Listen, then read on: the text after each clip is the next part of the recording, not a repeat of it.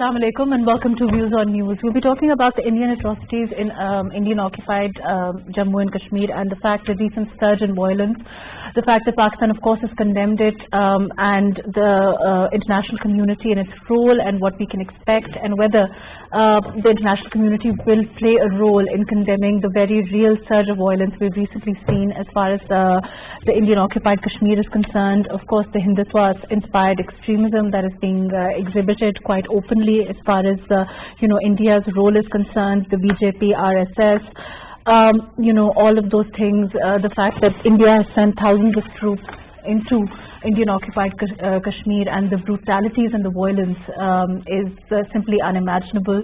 We'll be talking about all of that today. We'll be talking about the international response, if why it's lacking, our role as far as the UN is concerned.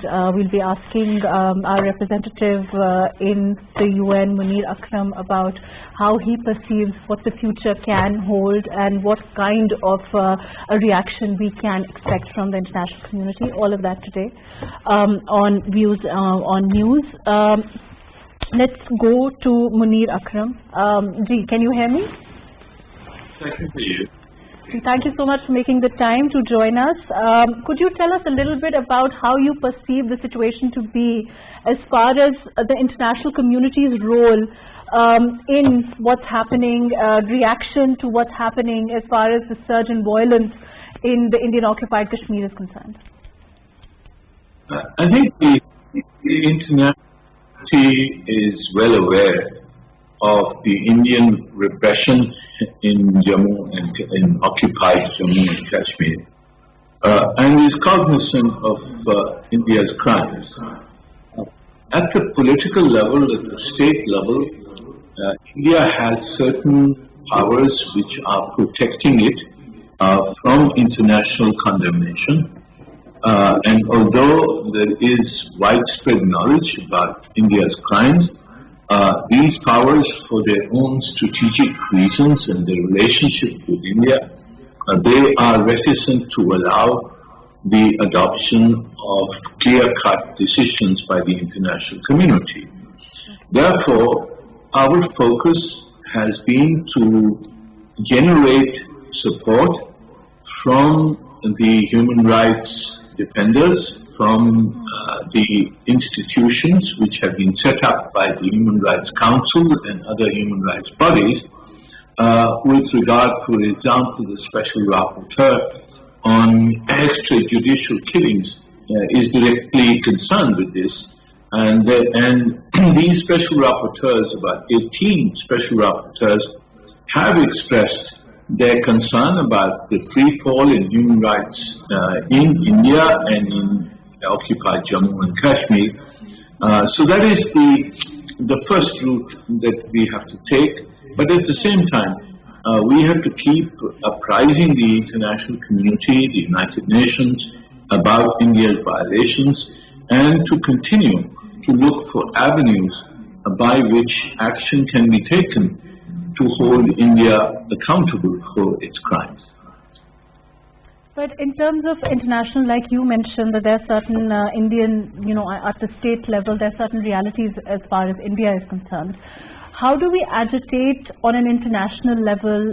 Do the efforts that are being made at this time, do they need to be, of course, accelerated? How do you see the overall response of the international community? Well, I think, Pakistan is the voice of the Kashmiri people. And therefore, we have to raise our voice.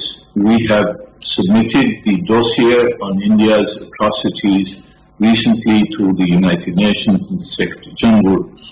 We have kept the Secretary General and the relevant UN bodies informed of the progressive violations that India has continued to make in occupied Jammu and Kashmir. And therefore, we have to continue that process. We have to go to the human rights mechanisms which have been set up to address situations of violations of this nature. I mentioned the Special Rapporteur on extrajudicial killings. There are Special Rapporteurs on religious freedom. There are Special Rapporteurs on freedom of association, freedom of expression. All those human rights mechanisms have to be kept apprised, and we are doing that.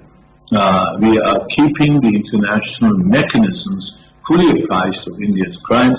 We are, at the same time, we are looking for modalities that could be more formalized, such as an inquiry commission, such as moving against India under certain conventions of the United Nations, such as the Racial Discrimination Convention, the Convention on Genocide.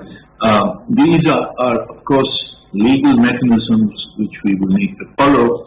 But at the moment, India has basically politically blocked us in the Security Council and in certain other bodies. But nevertheless, we have to continue the campaign. We have to keep the international community apprised of India's crimes and to look for ways in which we can hold Indians accountable for these crimes. Why do you feel, I mean, other than of course the realities at this time as far as India is concerned, the fact that it's a huge market and the influence that it has overall, why do you think that there has been a lack of response from the international community overall as far as Kashmir is concerned? Because of course, you know, we are seeing a direct, you know, and another side to the story as far as now we are seeing a lot of interest as far as Afghanistan is concerned. Also, you know, there is of course the Palestine issue, issues of human, you know, where we're seeing these kind of brutalities, and Kashmir unfortunately has not fared well on that list. Well, you know, we have to distinguish between an intergovernmental response and the response at the level of public opinion, the response at the level of those who are the mechanisms that have been established for the protection of human rights. Public opinion is fairly well cognizant of Indian atrocities, and I think that there is general agreement that India is in grave violation of international human rights and humanitarian law. The special mechanisms, as I've mentioned, are also convinced of India's violations of human rights as such. It is at the political level, in the Security Council, other intergovernmental bodies, where India has very influential friends, and you know who they are. And these are the friends who have blocked resolutions on Kashmir, but also on Palestine, for example.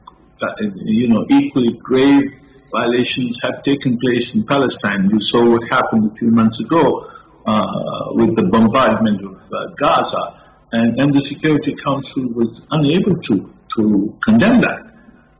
And that is because the big powers which hold veto rights are able to protect their friends. And that is the reality of international circumstances, and we have to. Right. In terms of consistency, as far as Pakistan is concerned, of course, we've seen the response of this government on the issue of Kashmir. But do you think that perhaps, as far as overall our, you know, consistency is concerned on the issue of Kashmir, perhaps we could have done better in the way that we put it forward to the international community, in the way that we brought up the case of Kashmir, the way we pleaded the case of Kashmir? Do you think that perhaps has been a factor that could be identified in perhaps, you know, not getting the kind of response that we would have liked? Well, you know, there is, of course, a reality that for 50 years, we did not take the issue of Jammu and Kashmir to the Security Council, and therefore downgraded its relevance and importance at the international level in the United Nations. It was only this government which 2 years ago raised the issue at the United Nations. We took it to the Security Council. The Security Council has met 3 times.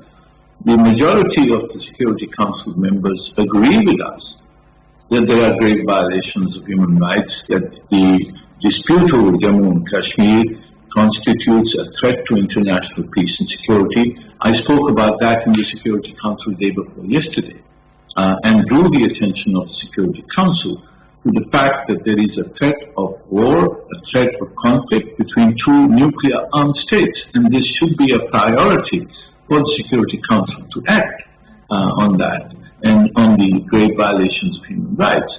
But the reality is in the Security Council. There are veto-wielding members which have protected India and have prevented a decision. But it is our job, it is our mission to raise this issue and keep this issue in front of the international community. And we have succeeded in internationalizing this issue once again after 50 years of basically relevant silence on our part. So I think such a campaign takes time.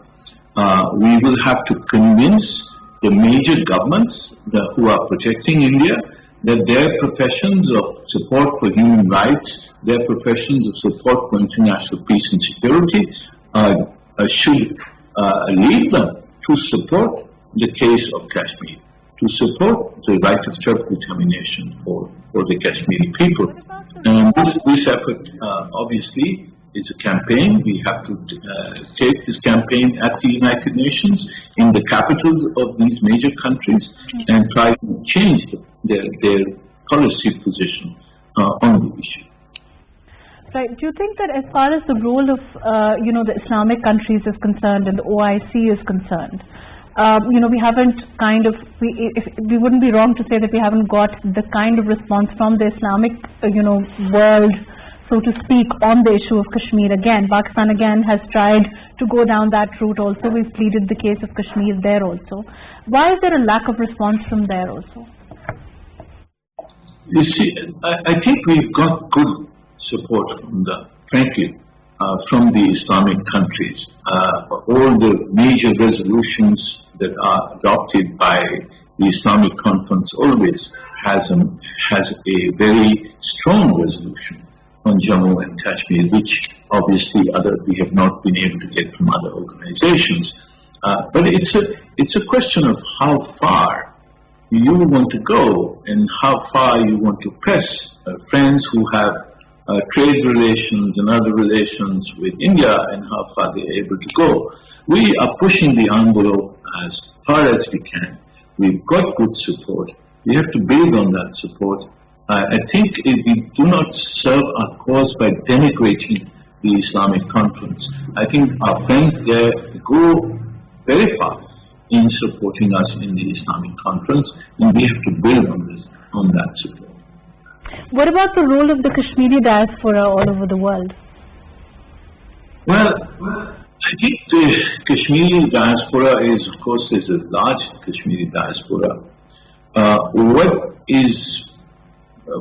is lacking, I think, is a proper organization of the diaspora. I think they have to adopt a singular message and not become divided amongst themselves on various paths to follow, whether they will follow the path of referendum, whether they want independence, whether accession to Pakistan.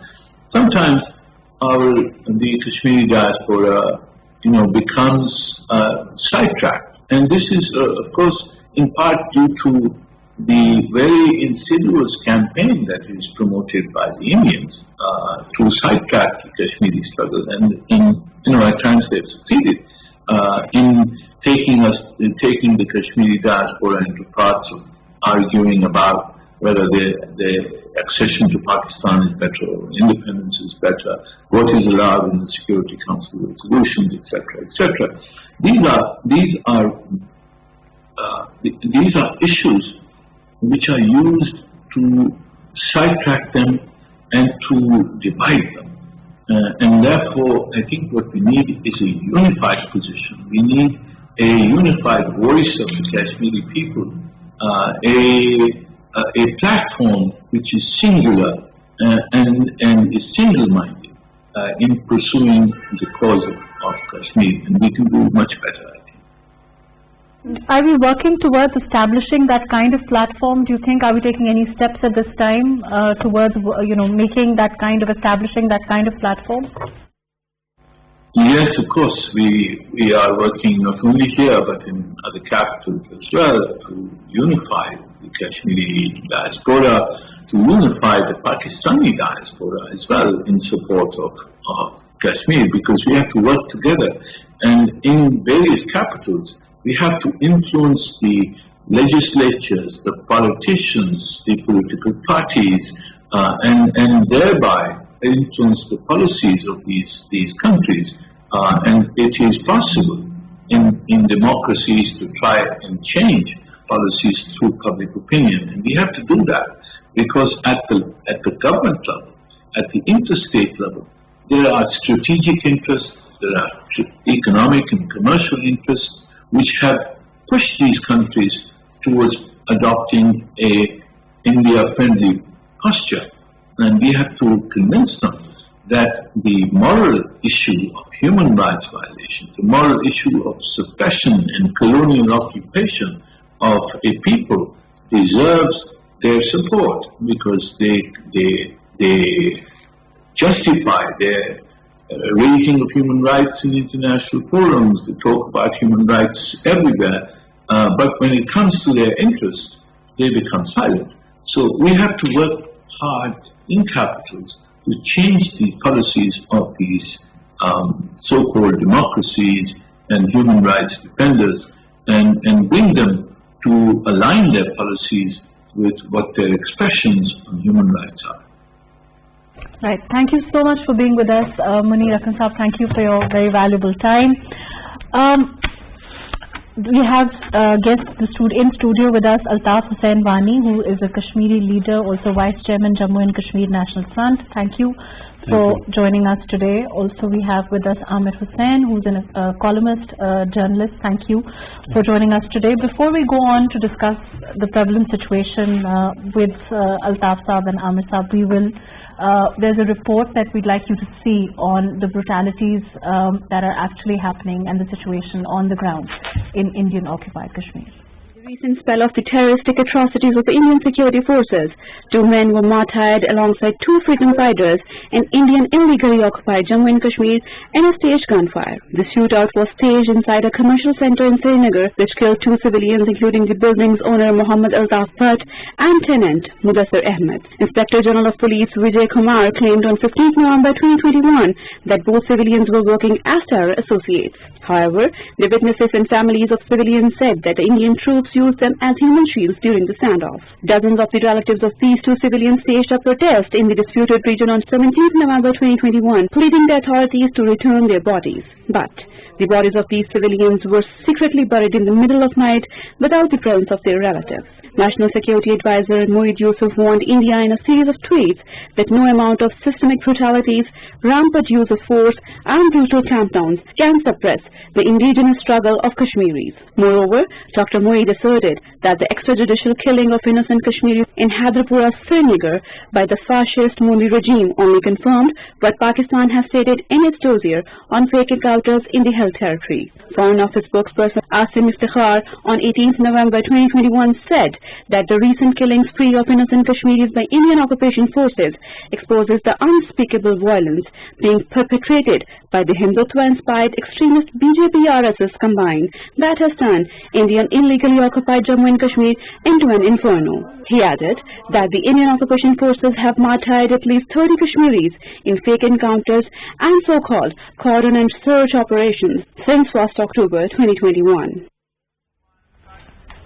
Right, Altaf Saab, how do you see the situation? You heard Munir Saab. It seems to be a very difficult situation, to say the least, trying to permeate this cloud around the reaction that we've seen of the international community.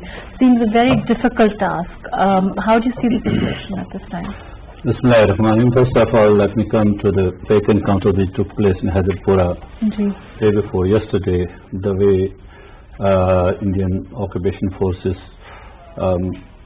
extrajudicially and used as human shield 3 civilians there, and thereby now it has become a normal in occupied Jammu and Kashmir to the Indian occupation forces to kill the Kashmiri people and then tag them as overground workers or militants, and thereby earn the rewards and promotions from the Indian state, because the Indian state is paying to the military officer for killing a Kashmiri 36 lakh Indian rupees. So this is a way of, has become an industry of rewards and promotions for the Indian government. Now coming to the situation what Ambassador Munir Akram was telling us, you see, to some extent the way the international intervention on Kashmir, on the human rights systems, from the human rights machinery, from the international human rights watchdogs, it's overwhelming. It's overwhelming. And it's because despite India has curtailed the internet, it has surveillance on the social media sites in Kashmir, it has also restrictions on the media in Kashmir, but despite all that, Kashmiris are able to carry out their message and circulate it to the all over the world, and thereby international organizations and human rights systems, like the Munir Akram was telling us about the special rapporteurs, they in past 2 years issued at least 9 communications to the government of India on different perspectives. But when it comes to the awareness of Kashmir at intergovernmental level, that is the responsibility of our political leadership, that is the responsibility of our government. When we come to the human rights machinery and all that, the interventions we have seen, these interventions we see it's because of the sacrifices which the people of Kashmir are laying down, and international human rights organizations, they did produce these reports before. In 2018 you see a report from the High Commissioner of Human Rights, we saw a report from, and another report in 2019 from the High Commissioner, and before that we were wealth of information in the international human rights systems and international human rights organizations producing on Kashmir. But the way the situation, the way India has been misleading the world for last 20 years, I say, by creating that disinformation lab and producing disinformation to the international community, maligning Pakistan and maligning branding Kashmir freedom struggle as a terrorist struggle and all that, that has created a smoke all over the world. It was a need of the hour from our government, from our diaspora, as well as from all other stakeholders to make such efforts so that what misinformation they have spread all over the world, we should create such a mechanism so that vanishes, and we present the clear case in the international community. Munir Akram was right in telling us that international community, like the big powers, they have their own economic and strategic interests, but there comes the diplomacy. There comes the efficiency of diplomacy to convince the governments about their role on what they have promised in the UN Charter, what they have promised to the people of Kashmir, what they have been doing, and we have to take this in that way to the international community and create some sort of space for ourselves. We cannot say just the people have the interest with India and all that. Because of that, we see that despite all that, we see the UN Secretary General and all those are telling Kashmir. You can't dismiss it as that. I mean, of course, I'm sure you agree with Azaf Saab, and I think Munir Saab also said essentially the same thing. But you have to, how do you take it on an, I mean, he talked about intergovernmental diplomacy, so to speak. How are we doing on intergovernmental diplomacy, in your opinion? Well, I think it has a history. The dispute of Jammu and Kashmir has a long history. You know, the UN resolutions are there, 1948. India went to the UN in 1948. Nehru was there, and in those resolutions, Pakistan and India have certain obligations to undertake. One was the right of self-determination for the people of not only Valley but also Jammu, Ladakh, Gilgit-Baltistan and Azad Kashmir. The whole region comprised the princely state of Jammu and Kashmir. And there was an instrument of accession signed between Indian government and Hari Singh, the last king of the princely state, where it was some freedoms were guaranteed in that instrument of accession. In that the state subject rule was given to the people of the Riyasat state, which allowed them to have their own internal autonomy, their own legislation legislation. The Constituent Assembly was then it was dissolved in August 5.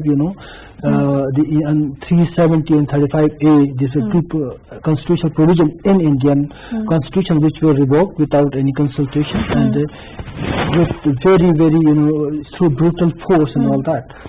and we have seen the violence is going on. But problem with this issue is that it is in the UN, but in the Chapter 6 of the UN, which is a non-obligatory. The UN has a non-obligatory role. It has only mediation role. It cannot impose any solution. The solution will be chalked out between India and Pakistan through negotiation. So in Simla Agreement 1972, when India and Pakistan signed the Simla Agreement, they agreed upon certain things that including the state of Jammu and Kashmir and other outstanding issues will be resolved through negotiation and bilateral talks. So it is now a bilateral issue. That is why it is not getting internationalized. When you go to the international forums with the dispute, the international community says that it is between you and India to resolve and come up with the solution. Isn't it true that this is India's narrative when they say that it is a bilateral issue? What we say is that it is actually a gross violation of human rights. So Absolutely. It's not really that is bilateral issue. When we talk about the UN resolutions, when we talk about the Simla Agreement, the Simla Agreement cannot supersede the UN resolutions. Because none of the governments, neither government of India nor government of Pakistan has submitted their Simla Agreement to the United Nations. And United Nations resolutions are there alive, and that's why the UN Secretary General and the UN High Commissioner vocally said that right to self-determination of people of Jammu and Kashmir is there, and that should be respected. What the Minister was telling us that there was an accession. First of all, that accession was disputed. That's what India took the plea that they had the accession. But at the same time, India has in a way surrendered. If there was an accession, India surrendered that accession in the United Nations when they agreed upon for a pilot visit in Indian occupied in the whole of Jammu and Kashmir at that time. So that accession has no place now. And coming towards that, at present, when we see after August 5th all that, whatever the constitutional guarantees Indian government has given to the people of Indian occupied Jammu and Kashmir, those constitutional guarantees were also abrogated. So that was the only link, constitutional link, was Article 370, which has the government of India. That has no now that so the legal experts say India has once again occupied the territory, and this is now the illegal occupation. I'm going to go to Lieutenant General retired Raza Khan, who's with us. General Raza, we're talking about intergovernmental efforts, intergovernmental diplomacy as far as the issue of Kashmir is concerned. What's your take on this? How are we faring? What are our efforts as far as championing the Kashmiri cause is concerned? Okay, Bismillah. I think the government and the people of Pakistan are doing whatever they can and whatever is in their power. And I think the government's Kashmir policy is directly related to Pakistan's abilities and capabilities under the obtaining international and domestic environment. Having said that, I'll first like to briefly comment on what has already been said and then give my views on the bigger issues related to Kashmir. First of all, talking of the instrument of accession, I think that instrument is a fake instrument because I think international authors have very clearly determined that when the Maharaja of Kashmir came to to Jammu, for the purpose of signing the instrument of surrender in front of the Indian representative, then I think he was not able to come there, and he was actually able to come the next day. But the Indian government claimed at the time that he has signed that document, and presently that document in its original form does not exist anywhere in the world. We can challenge them, they'll not be able to find it. Secondly, if you look at the language of the many United Nations security resolutions passed at the time, both in 48 and thereafter, I think the language speaks for itself.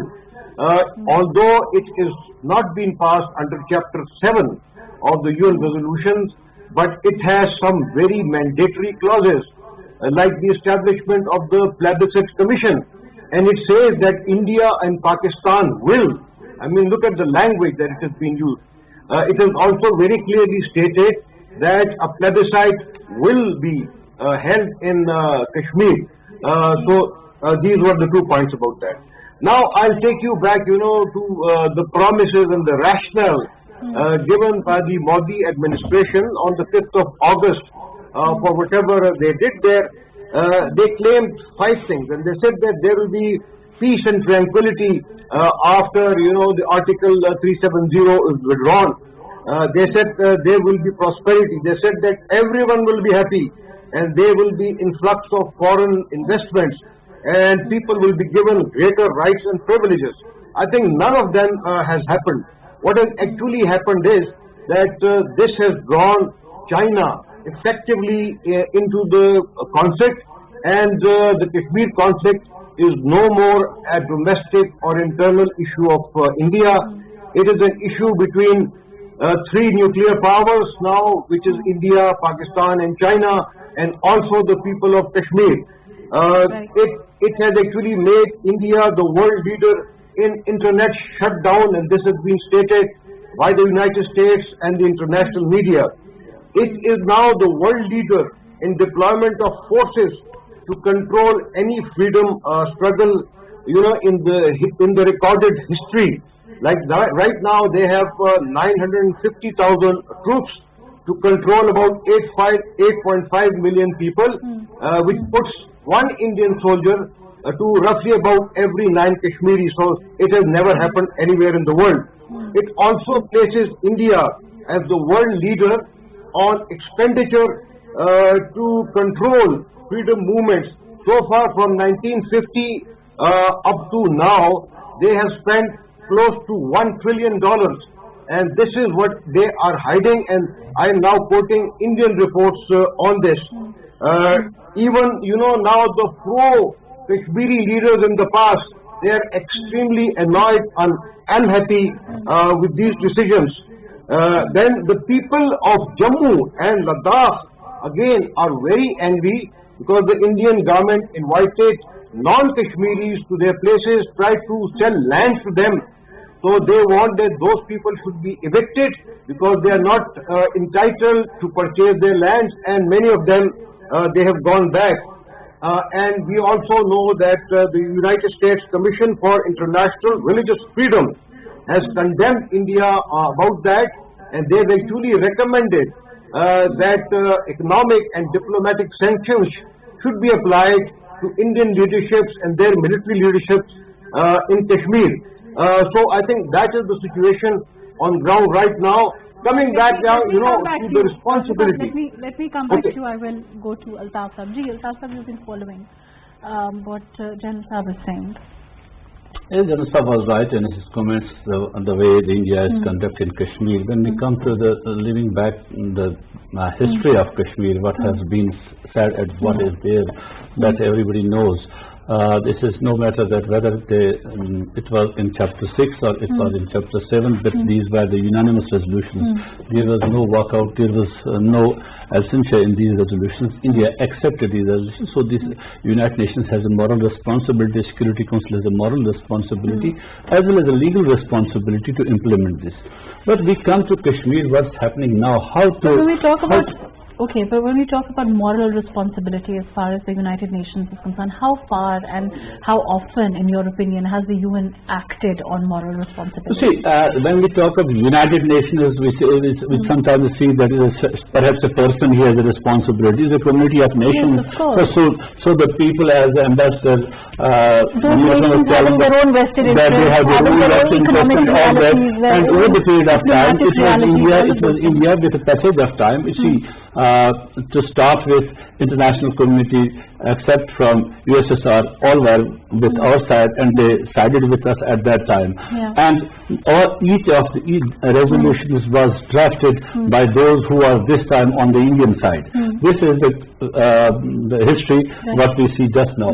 But at present, when we see what is happening in Kashmir, this should be a concern for those world leaders who took no time to send their troops, to activate NATO, to the Libya when only 7 people were killed in Libya.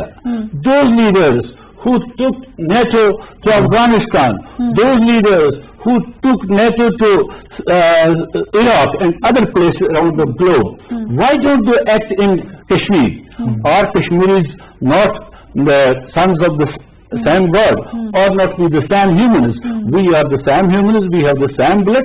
So at least world leaders should have this courage to condemn these human rights violations which India is perpetrating. You see, from last 33 years, there has been a series of massacres in Kashmir, and government of India takes refuge always against the public outrage. They establish some judicial commission and all that, but till date 506 judicial inquiries were constituted in occupied Kashmir, but none of the inquiry report was presented till date, and nobody was made accountable for that.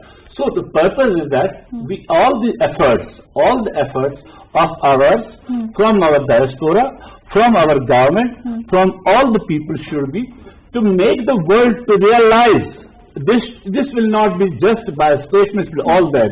I think our foreign minister will have to tour to the international capitals to sensitize the world opinion about that. When we say there's a nuclear flashpoint between India and Pakistan, and now the third party China is there, but the people should see it like it is a flashpoint. There is a response from the other side. The one side is committing genocide in Kashmir. They are killing the people of Kashmir, but we say that there will be to be brought home. We have seen it in past. Sometimes the reactions from the government, sometimes all that. To some extent, we were able to stop this bloodshed. To some extent, though the promises were never fulfilled, but this bloodshed was stopped. But this time, we have given concessions, one-sided concessions, and India is keeping on. We thought that. Well, I think yes. I think we have to look at both the legal and political side of this dispute. It is a history, as I told you. Pakistan has been pushing for the rights of the people of Jammu and Kashmir. We have always seen our media, our diplomats, our people have strong passion with the Kashmir attached to it. And rightly so, because it was occupied by India illegally. The instrument of accession that I what Altaf was saying, I think, goes back to the consistency element of it. Yeah, you think that our aggressive stance as far as Kashmir is concerned has retained its consistency over time. That also is an issue. Yeah, that's very, very big issue, because that's why when I said there has to be a certain diplomatic maturity. Looking at the Kashmir dispute as a larger interstate dispute between India and Pakistan. Well, now also, I will have to say that as far as the issue of Kashmir is concerned, not other issues, barring other issues, we do see the political leaderships across the board come together. And we have the unanimous action and outcry as far as the political leadership, and that's the positive thing. And I think one of the most important things is that instrument of accession was also temporary. If you look at the V.P. Menon has written a lot of books on that. The Indian testimonials say that Indians were not serious about Kashmir in 1948 even. So what Maharaja did in 24th of October 1940, 26th of October 1947, he was forced to sign an accession, but the accession was a temporary arrangement. But the realities of now. Yeah, the realities of now is that now when the international community is not coming up with a larger posture toward Kashmir issue, because what we see in Palestine and other international issues, Kashmir has been in a bit of a doldrum for two reasons. One is that the Indian global corporate interest is such large and huge that they are trying to influence everywhere in the big economies. In G8 meetings, in the UN Security Council, they blocked many resolutions that Pakistan wanted to go for. So we have to then come up with the regional, what about our diplomatic efforts you know, all over otherwise, as far as... You know, the first thing that the Pakistan's foreign minister, Sir Zafar Ali Khan, when he went to the UN, his speech is evident that he wanted, said, we are going to have this dispute, not because of our willing the people of Kashmir. It was the colonial legacy. The colonial power wanted to create a sort of state. You know, this is a colonial history as well. But I think from 1960s and 70s, we have not been actually promoting the diplomatic virtues within the larger international community towards the resolution of addressing the issue and the atrocities that India has committed and now committing. You know, we have the emotions, we have all the passion, we have all the the sympathies with the people. What about lobbying? The lobbying is the one of the area where we've been very weak. The Prime Minister of Imran Khan has been... I'll come back to you. Ji, Ramsad, what about lobbying? You know, isn't it an area we've consistently been weak in, you know, internationally on the issue of Kashmir? Look, I think I'll first talk of the bigger picture and then I'll specifically answer you. I think when we talk of the responsibility, the immediate responsibility lies with all the Muslim neighbors of India, because they, I think, are well aware of the situation, and I think it affects every one of them, and this includes Pakistan. Thereafter, it is the role of the OIC, I think, who are supposed to be the representatives of all Muslims of the world, including Kashmiris. Then we are talking of the United States and the EU, who are supposed to be the champions of all kinds of human rights. The role of UN, we have already talked of. Then human rights for...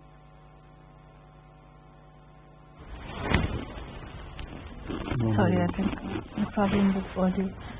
Ji, Ahmed Sabyu was saying. Well, I think we have to look at the larger, you know, international lobbying and networking. One is the Islamic states.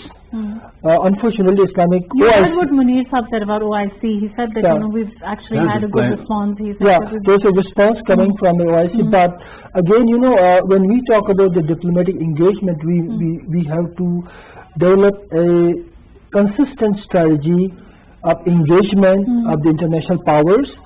China is one of the areas, but China is also a stakeholder in the larger dispute because it has 35,000 square kilometers of area is with China from Ladakh side. So it is also one of the stakeholders.